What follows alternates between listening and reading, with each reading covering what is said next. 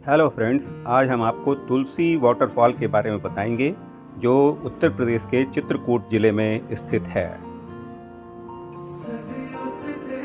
यह झरना मंदाकिनी नदी के ऊपर स्थित है और यह द्विस्तरीय जलप्रपात है।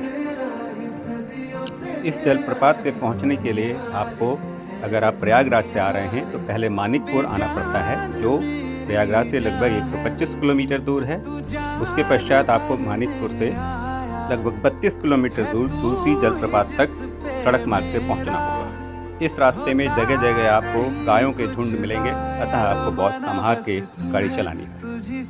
अगल बगल आपको घास के हरे मैदान एवं धान के खेत दिखाई पड़ेंगे। यदि आप बरसात के मौसम में आ रहे हैं, रास्ते में ही रानीपुर टाइगर रिजर्व का गेट भी दिखाई पड़ा, जहाँ पे उतर के हम लोगों ने बहुत से फोटोग्राफ लिए। यह वन विहार अभी पूर्ण रूप से बना नहीं है, अतः हम लोगों ने इसमें प्रवेश नहीं किया और हमें यह भी पता चला था कि इसके अंदर एक नदी है जो अभी उफान पे है, अतः उसको क्रॉस करना संभव नहीं था। गेट पर टाइगर की बहुत सी प्रतिमाएं दोनों तरफ लगी हुई थी, जिनके साथ हम लोगों ने फोटो खिंचवाई। इश्क मेरा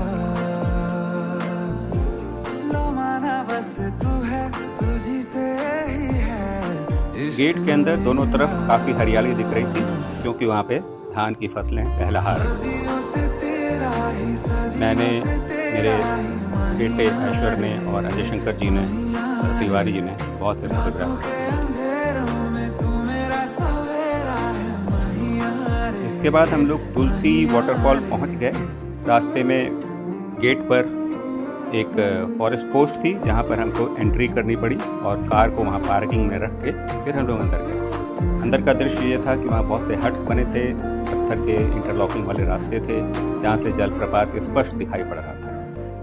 सुरक्षा की दृष्टि से जगह जगह स्लोगन लिखे हुए थे कि इस रेलिंग के आगे न जाए। यह झरना 2 स्टेप का वाटरफॉल है। पहला स्टेप यहाँ से दिख रहा था, दूसरा स्टेप उसके आगे था। इस वाटरफॉल का नाम तुलसी वाटरफॉल क्यों है, यह भी मैं बताना चाहूँगा, क्योंकि अलकनंदा नदी के किनारे ही तुलसीदास जी ने तपस्या की और चित्रकूट में रहकर रामायण की रचना की, इसलिए इसका नाम तुलसी जलप्रपात है। यही अलकनंदा नदी आगे चल के सती अनसुईया आश्रम तथा रामघाट पर भी जाती है, जहाँ पे आप सजी हुई नौकाओं में नौका विहार का आनंद ले सकते हैं। रेलिंग के आगे एक पेड़ था, जिसपे एक बंदर पे बैठ के झरने का आनंद ले रहा था।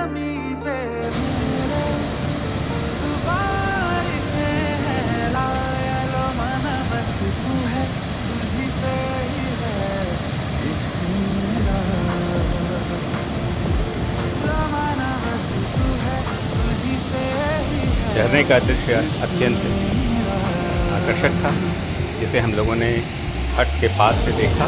उससे काफ़ी थोड़ी दूर पर उत्तर प्रदेश का पहला ग्लास ब्रिज, जो रामचंद्र जी धनुष और बाण के रूप में बनाया गया है, और वहाँ पर जाकर भी हमने इस झरने को वहाँ से भी देखा। अभी चूँकि इस ग्लास ब्रिज का इनॉग्रेशन नहीं हुआ था और वहाँ पे गार्ड ब्रिज तक जाने के लिए मना कर रहे थे, अतः हम लोग ग्लास ब्रिज के ऊपर नहीं गए। दूर से ही हम लोगों ने इस ग्लास ब्रिज के कई फोटोग्राफ लिए। जब इस ग्लास ब्रिज का उद्घाटन हो जाएगा तथा सुरक्षा के इंतज़ाम हो जाएंगे तथा अन्य सुविधाएं भी यहाँ पर हो जाएंगी, तब इस ब्रिज पर जाकर तीर के नोक पर खड़े होकर झरने का पूरा दृश्य दिखाई पड़ेगा और उसका फोटोग्राफ लेने में काफ़ी अच्छा लगेगा। ग्लास ब्रिज से लौटकर हम लोगों ने तरह तरह के पोज में फ़ोटोग्राफी की और आनंद लिया। इस समय लगभग 3:45 हो गए थे और हमें धारकुंडी आश्रम भी जाना था, और जो 5 बजे बंद हो जाता है, इसलिए हम लोगों ने अपनी जर्नी पुनः वापस प्रारंभ कर दी। आते समय गाड़ी ऐश्वर्य चला रहे थे, लेकिन समय की कमी को देखते हुए हम लोगों ने डॉक्टर A.K. तिवारी को गाड़ी चलाने को कहा, जिन्होंने बहुत तेज़ गाड़ी चलाकर हम लोग को धारकुंडी आश्रम 4:50 पर पहुंचा दिया, जिससे हम लोगों की एंट्री धारकुंडी आश्रम में हो गई। इसके पहले हम लोगों ने धारकुंडी फॉरेस्ट का भी आनंद लिया।